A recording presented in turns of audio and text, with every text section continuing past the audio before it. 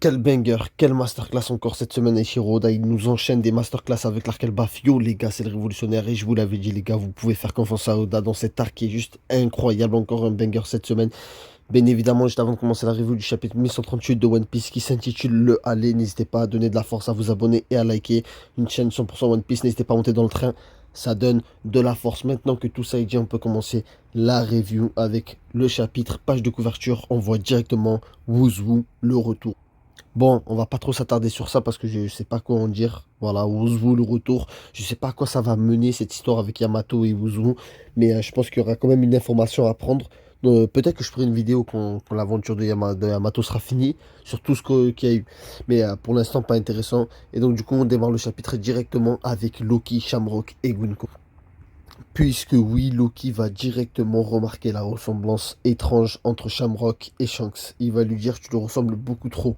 Et là, on va avoir la confirmation de Shamrock qu'il est bien le jumeau de Shanks.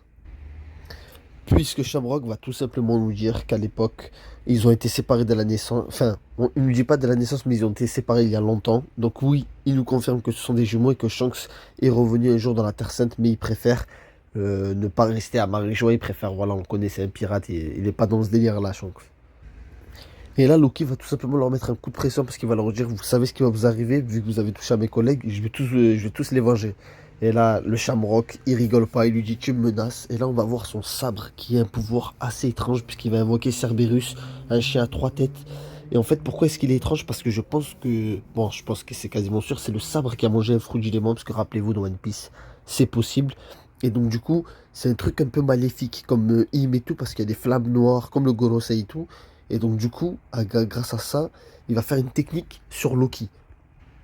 Donc voilà, donc il y a son sabre vraiment qui a pris une tête à trois chaînes, donc on voit un peu plus les pouvoirs de Shamrock. Ça fait plaisir, assez original, les gars. Je m'attendais pas à un truc comme ça. Après, je pense pas que c'est les seules choses qu'il a dans son arsenal de techniques, on va dire, mais ça fait plaisir. On découvre un peu le personnage. Et là, il prépare une technique et il dit à Loki si tu survis à ça, tu pourras revenir me voir et je t'affronterai, je serai ton adversaire. Puisque là, on va avoir la double planche. Il a fait une attaque de fou furieux sur Loki. Si, franchement, là, je me demande vraiment est-ce que Loki.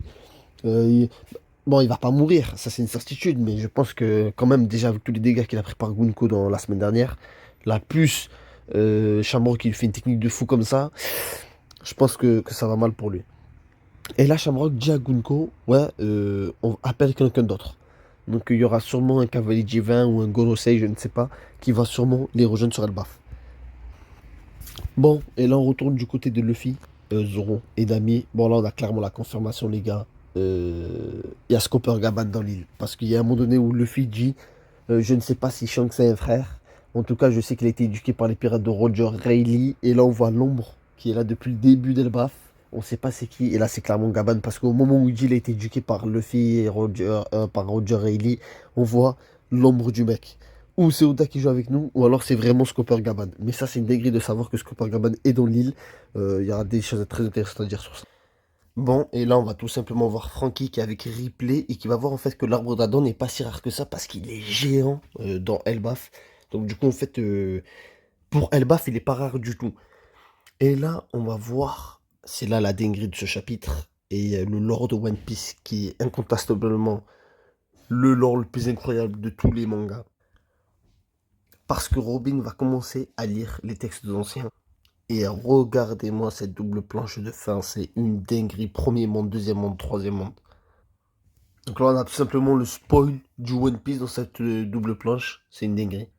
Et le troisième monde, bien sûr, qui spoil là où nous en sommes actuellement. Parce que le premier monde, c'est la préhistoire. Le deuxième monde, c'est le siècle oublié. Et le troisième monde, c'est le monde actuel, ce qui va se passer avec Luffy et tout. Moi, je vous le dis, cette double planche, elle spoil de fou. On voit Im, on voit Luffy, on voit les hommes passants, on voit les samouraïs, bref, il y a plein de choses. Je ferai une review complète, les gars, sur cette double planche et sur ce qu'on peut en tirer. Bref, les gars, c'est tout pour cette review. Et moi, je vous dis ciao.